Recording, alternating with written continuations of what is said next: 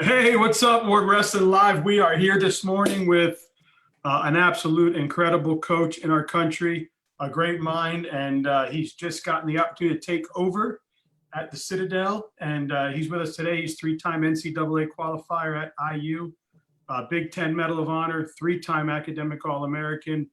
He was the grad assistant at SUNY Cortland, and he, for the last, 4 or 5 years, head assistant at App State up in Boone. So Yep.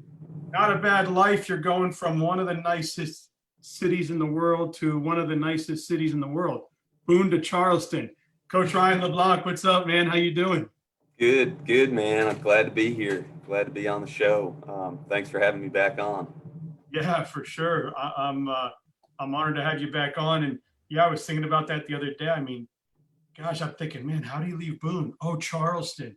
Yeah, that's one of the pulls. That's one of the ways out, because both are amazing cities. Yeah, my buddies give me a hard time, my college buddies and things like that. They're like, man, your first two D1 jobs, you went from Boone, North Carolina to Charleston, South Carolina. Like, what is going on? So, yeah, Yeah, super two of the fortunate. greatest cities in our country. Yeah, no doubt. No That's doubt. pretty awesome. So I know obviously your transition came during this pandemic. So, um, before we get into everything, how has that affected your transition? Has it affected recruiting at all? Have you been able to meet the guys and get to know them firsthand, or has it all been Zoom? Yeah, so definitely difficult on the transition. My interviews were pretty much virtual for the whole thing. Um, so, because that was, I don't know, I guess it's been over a month now. But yeah, now I'm on campus. I'm here. I'm actually talking to you from my office. We've been up and running our preseason. We haven't been on the mats. Today is actually our first day that we're supposed to be able to roll today at 4 o'clock. And so, we're in 50% protocol. So I think 50% of my roster gets tested tomorrow. All my guys have been tested. We haven't had a positive test yet, knock on wood. That's great. But yeah, I've been around my guys, fortunate. Definitely has affected recruiting. As I'm sure talking to everybody that you have, the recruiting deadline has, keeps getting extended. I think it's extended through all of October now. And so I can't go out and see kids. I can't have kids on campus right now. So we're just working virtual. Super fortunate here. We've got a great admissions department. They actually, they offer virtual visits where you meet with a representative from their staff and they take you through a presentation so you can learn about the university that way. And it's super informative, realistic about what our life here is like. And so, guys have been doing a lot of that, and then just a lot on the phone, a lot of Zoom calls like this. Yeah, it's a great website. I mean, if you go to the website, I was on it this morning. If you're a kid that can't get out or can't get on campus, you can go there. They got a great virtual walkthrough where you can click virtual, uh, whatever it is, and you can walk right through the whole campus right there. It shows you the War Memorial and the church and I don't know, you can't go through the dog pound on there, but but it's a pretty easy to use site. So I'd imagine there's a lot of that going on, not just with you, but probably around the country. That's cool. I mean, before we get into Citadel, your relationship with John Mark Bentley, obviously it's strong. I'd imagine it's still strong. I'd imagine one half of them is like, damn, it sucks, I love that guy. But the other half is like, well, I'm glad to see him spread his wings and go. How was that conversation? Are you guys good? Can you pick his brain for some knowledge if you need it? Yeah. I mean, we're definitely good. He's big. He's a huge reason I had this opportunity. We've talked, I talked to him more than I talk to most people. We're super close. He's helped me a ton. We're still in constant communication. And it was a positive thing. This was a really good opportunity for me. And he actually, he told me that, he thought I should apply. He thought I should put my name in. And so, just super fortunate. I had a great time in Boone, as you were up there when I was there, and he nothing but good things to say about him and that program. Cool. All right, man. So the Citadel, man, you're there. You're finally locked in. You got your office. You're getting ready to roll this afternoon. Um, first of all, talk about the Citadel a little bit. What made that the choice for you? What made that the right place for you, and not somewhere else? Yeah, well, I mean, so there's just a lot of things. It's not just one thing, but I think it's everything. Uh, One beautiful campus, perfect location. I mean, we're right by the ocean. South Carolina, great climate, great weather. My wife's happy about it. You compete against them, beautiful facilities, and so, and then once you start digging in, a ton of resources here, ton of opportunities to grow wrestling here. Military side, so we're actually a state university and and as a military academy. So, I get to recruit both kids who want to enlist and kids who don't. So I've got two options on the recruiting front, and then the most important thing is the guys who hired me.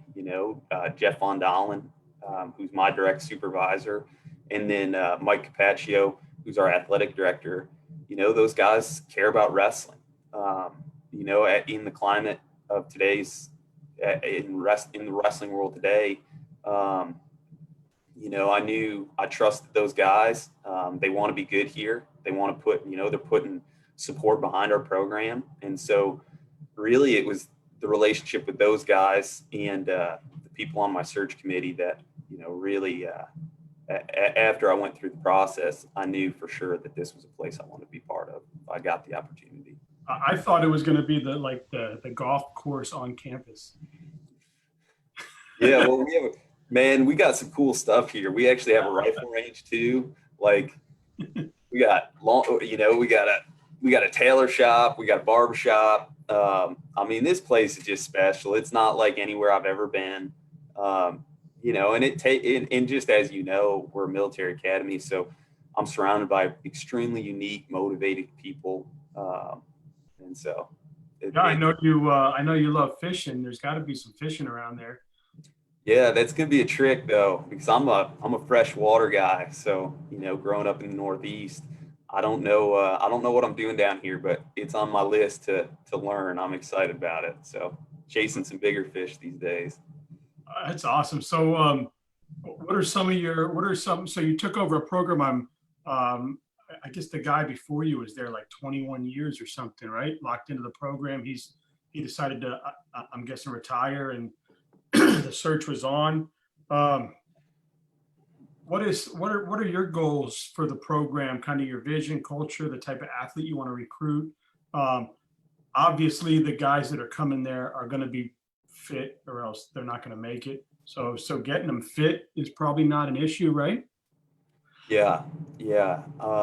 And like one of the biggest surprises. I mean, I got to see my guys train, and you just as a coach, I still love training. I still love getting on there and scrapping.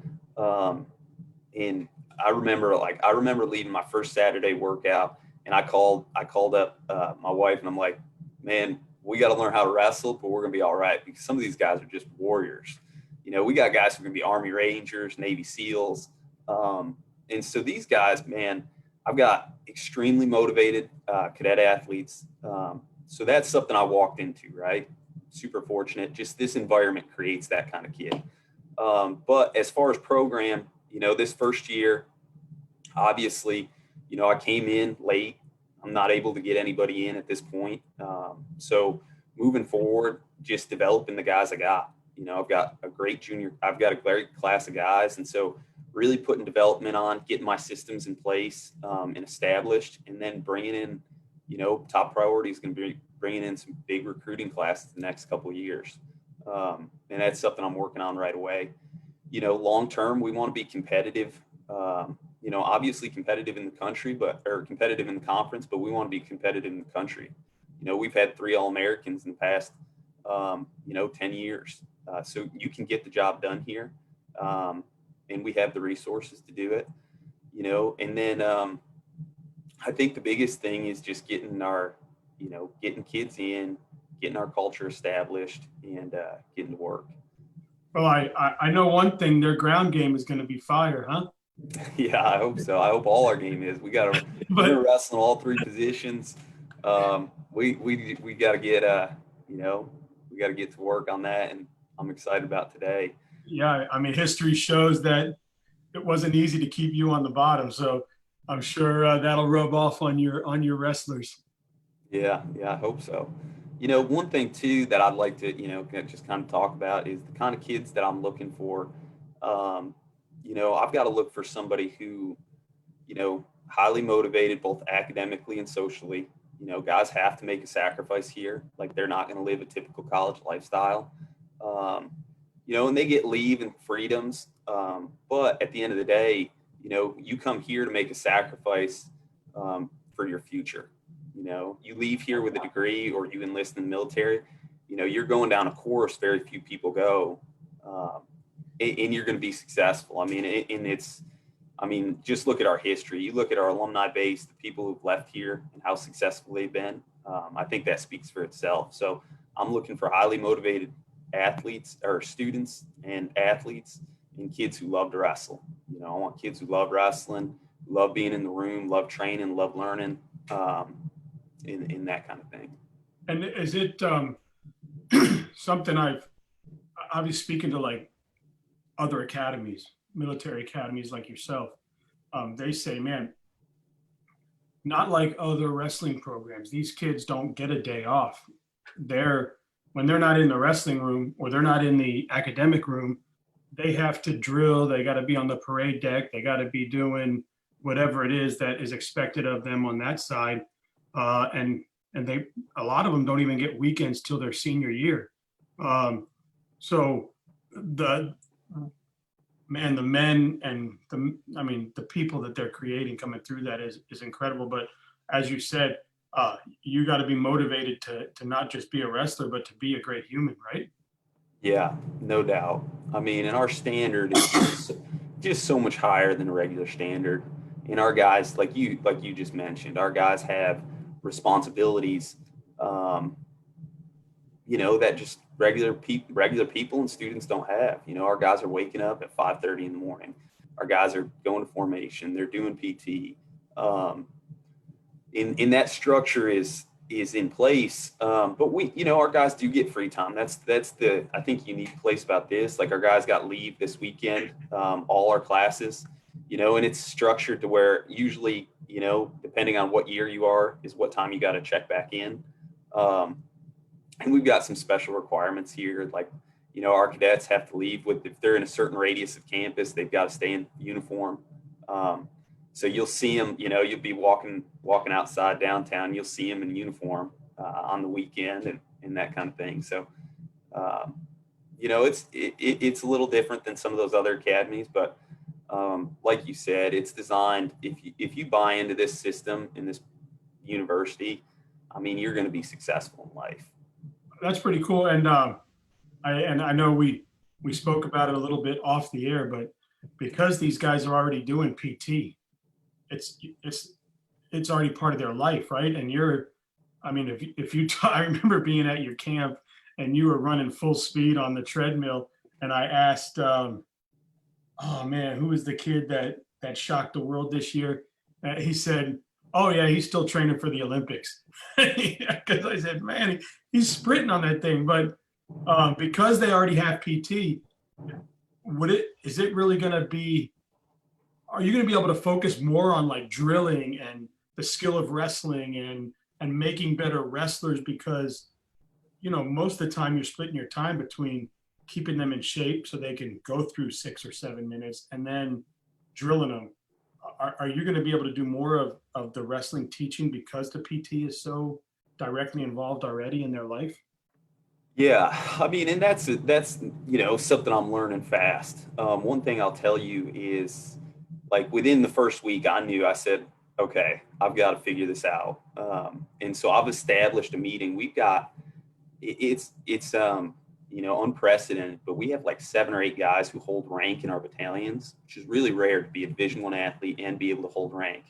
And so Wow. But those guys are like, they're my, I set up a weekly meeting with them so I can understand their training schedule, and they break it down for me. Hey, this is when this class is going to go. This is when our freshmen have to go.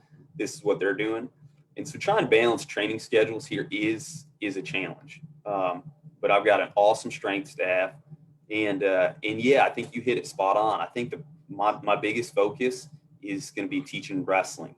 Teaching wrestling, developing skills, and making sure that our guys, when they get here, like we got guys who are hungry to just get in and beat each other up. Like I'm going to have to slow them down and say, hey, like I'm going to have to walk them through skills. And I think, my guys want to go. Like you can tell right away, like these guys don't want to wait around. They don't want to talk. They want to get up. They want to go. They want to fight.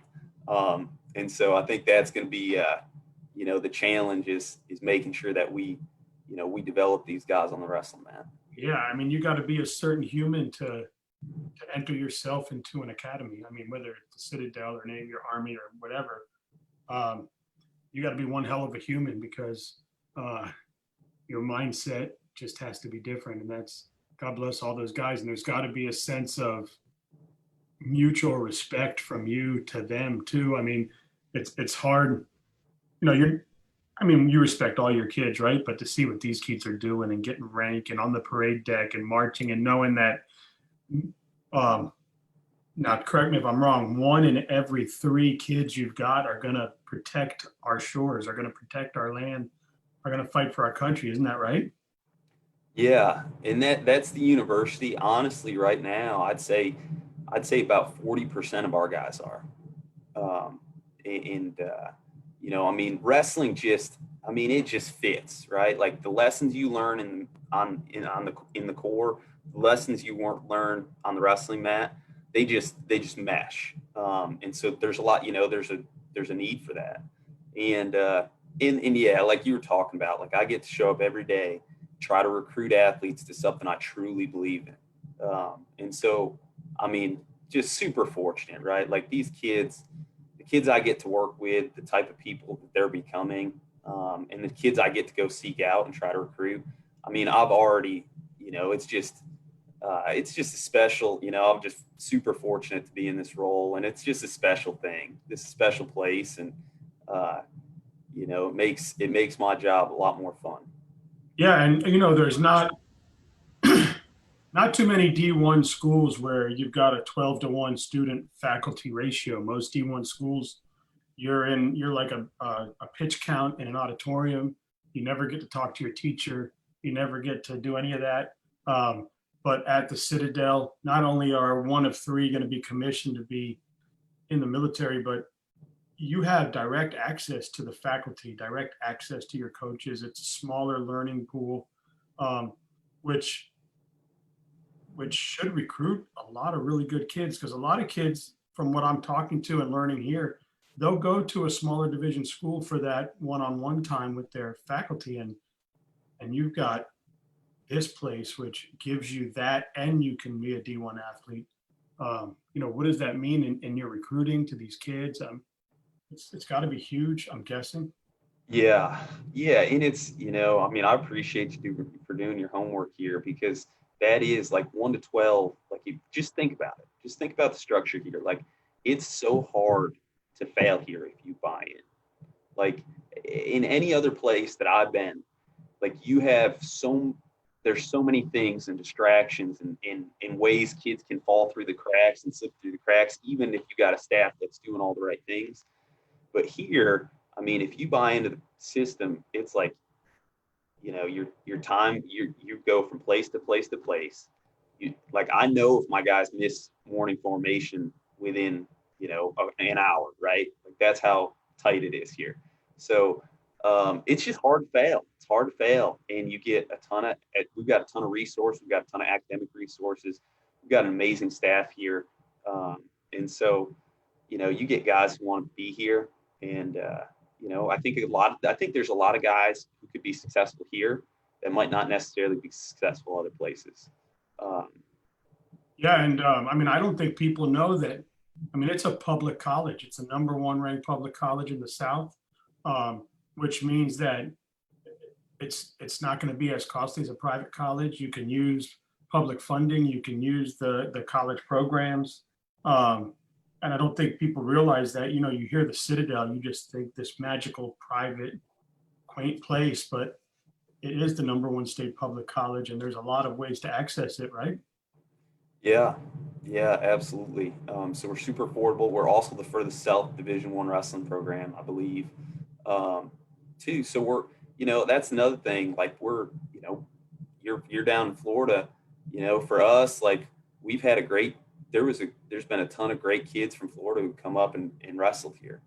So giving access to those southern states, and then, you know, whether you're in state or out of state, we're affordable, and we have a lot of opportunities. Not only do we have a great scholarship budget here, we've got, you know, a lot of my guys sign ROTC contracts, you know. So like I said, I think I got 7 or 8 guys on ROTC contracts right now, and they're different deals. Some of those guys came in, they applied, got those scholarships before they got here. Some of them got them once they were here, realized that they wanted to, you know, make that military commitment. And so, I mean, the opportunities here are endless as far as things like that go. That's awesome. Have you had any of those like wow moments yet since you've been there on that campus? I mean, I've never been there, but when you look at pictures, it just looks like you're in one of those like what are those movies with the castles and the mountains and everything? It looks like an incredible place. When you had you been on the campus prior to being a coach there? Yeah, so I've competed against them. You know, we wrestled them 2 out of the 4 years I was at. And so we were down here 2 years. 1 year, the Southern Conference tournament, or 2 years, I think the Southern Conference tournament was here. And every time we came down here, me and my wife made an extra weekend, you know, extended our weekend, stayed on our own just because we really love this place.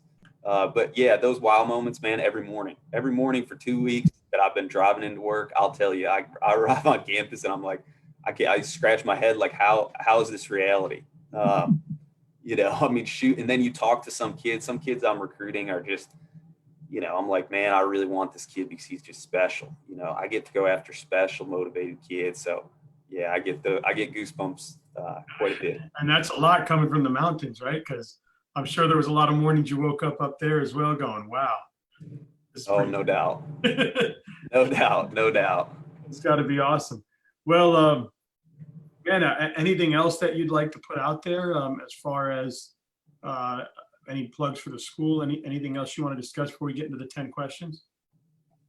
No, just that, you know, I mean, the biggest thing is I think, you know, I mean, I think that this is an approachable thing. You know, I've got both kids who are going to enlist and, you know, who have military contracts, and I've got kids who are going to go straight into the workforce. And so just you know, educating people that there's a lot of opportunities to wrestle here, to be successful. And, you know, so, you know. So if you're somebody that says, man, I want to go to the Citadel because I want to take advantage of their education, but I'm not that guy. I'm not going to go to the military. It's not something I want to do. You could still go there for college. You can still be an athlete there, correct? Absolutely. And if you're that kid who's like, man, I think I want to go to the military, but I'm unsure. I'm 18 years old and I don't want to make that commitment right now. It's like, I mean, there's not a better place to get your foot, you know, to kind of get your feet wet and see if it is for you. You know, and then you don't have to leave. You're still in the system. If you choose to, then you've got an opportunity to go that direction. And if you choose not to, you got an opportunity to stay here, be successful, get an awesome degree, and, you know, graduate and go into the workforce. Now, like other academies, do you have to sign a contract when you get there to decide that you want to be in the military, or does that happen down the road? For example, like if you go to the Naval Academy, they, you know, you decide that this is what I'm going to do. There's no option out of it. Yeah. So no, it's different. So I've got guys who signed or got ROTC scholarships while they were in high school. And I think that's a lot of times that's the easiest route, because even if you apply for it in high school, if you don't get it and then you come here, you're automatically enrolled to apply for it that first year. But I've got a lot of kids who, you know, they signed it their sophomore year, signed it their junior year. And so our contracts are much different. So yeah, you can come here, not sign anything, and then get an education and be a D1 athlete. Yeah, exactly. That's what I was wondering, because I think a lot of the perception is it's like the other academies. I don't think people realize that it's a mixture of a D1 college and an academy kind of in a blender, it sounds like. Yeah, for sure. All right, so you ready? Yeah, let's go. Hey Good Stadium or McAllister Fieldhouse? Oh, the Fieldhouse, just because we get to wrestle there. I mean, the stadium is pretty awesome. Like I've ran by it several times now. I actually just sent an email last night about how I can get on the schedule to get our guys to run it. But I mean, we get to compete in McAllister, so I got to go there. All right. Flats or drums? Drums. Going drums. All right. The Riley Junior Park or Infantry Field?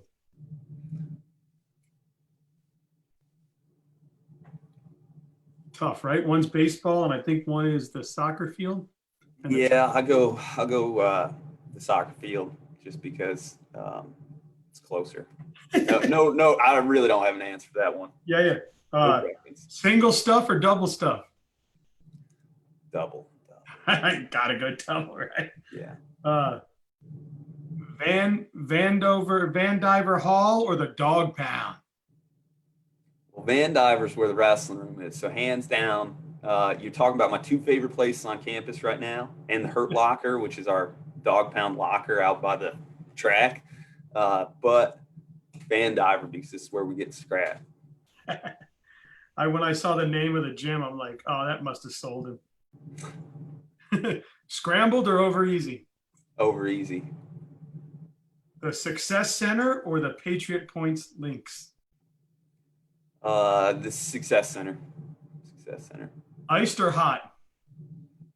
Ooh, depends on the temperature. So here, man, I've been drinking some iced coffee, but I love a good warm cup of coffee. But man, when it's warm out, man, I also sweat a lot. So then I've been doing iced. No answer. I gotta take myself out. That's all right. There's no rules to this. So good. I like games like that. Yeah. Citadel Museum or War Memorial? War Memorial. That place has a good. You walk past it. It's a good remembrance of kind of what our guys do here, and the sacrifice that people make for our country. What, you're going to be like that movie? What was that movie where Denzel Washington runs them through the back? Remember the Titans? Yeah, you're going to take them to the War Memorial. Yeah. This is what you do this for. Man, and here it's you live it and see it, Yeah. Blackened or fry? Blackened. Man, well, it's really good to see you again, Coach. I'm happy to have you on, man. You were like my 10th guest or something when I started this, and now we're at like 295 or something. And I can't believe the people I've gotten to meet. It's crazy to me, especially my wife. She's like, I can't believe people want to talk to you. Well, I've been following you ever since, we got to meet at camp. What was it? Not last summer. Yeah. So just about a year and a half ago. And so I remember you, just walking up with your son, and your son ended up being an individual and just taking off there. And it's just crazy to see you dig your roots and get to really know the wrestling world the way you have. You've had some of my buddies on the show, and I've kind of chirped at them while you're talking to them. So I love it. I think what you do for our sport's great, and I appreciate you. Yeah, man. Thank you so much. I got Mr. Greathouse coming on at 6. So that's pretty cool. I reached out to him. I had never met him before, but I reached out to him like, hey, man, I'd love to hear why you took the show on the road this year. Come on and talk. So he's going to come on, and I guess it's good for you because your buddy Nick will be down, right? Yeah. I had someone on the other day, and I mentioned to him Nick Simmons, and he goes, oh, my God, I think that guy didn't pin me because the tech was so fast. He's like, he got me in some strangle move. He's like, they call him the strangler for a reason. He put me in some strangle move and spun me, and it was done. He said, I think that's why he didn't pin me, because the tech happened so fast. He said, man, that guy was a beast. Yeah, yeah, for sure. You had him on, you had Butch on. You got all, I mean, that's the thing I'll tell you is you dug into you found some people in the wrestling community that I've known for a long time that, don't normally, I guess, find their way on to shows like this. And it's been cool to watch. Yeah, Butch is awesome. I feel bad because I've missed him twice. He's come down to St. Pete twice and he's hit me up and I haven't been able to go down there. And just because of whatever. He's wild. He doesn't care. He goes out in the public and does his thing. He's like, I'm not sitting around and trying to die. So I'm going to go party and follow my way. I'm like, all right. But I feel bad. I missed him again this time around, but I'll catch up to him. Yeah. But hey, again, man, thanks. Keep kicking life's ass, man. Like I tell everybody, and doing big things up there at Citadel. And I can't wait to take this show on the road and get to go out and just see everybody in person and say thank you. So yeah, well, we're gonna have to get you up here. I mean, we're the closest program to you, so at the end of the day, there's no excuse. And you don't have to. All you got to do is say Charleston, and I'm like, I'm in. Yeah, and that's what you got to tell people. That's what people need to understand is you come here once, and it's this place is unreal. I mean, they've got some pretty good rooftop parties. Yeah, well, you better not come here for that because it ain't gonna work. So that might be true, but you could scratch that from the record. I went there. They got one of the best 4th of July things in the world, man. It's right on the pier there, coming over the ships. It's pretty awesome. Really? Well, you take it easy, man, and learn to saltwater fish. Yeah, I will. Thanks, man. Bye, brother.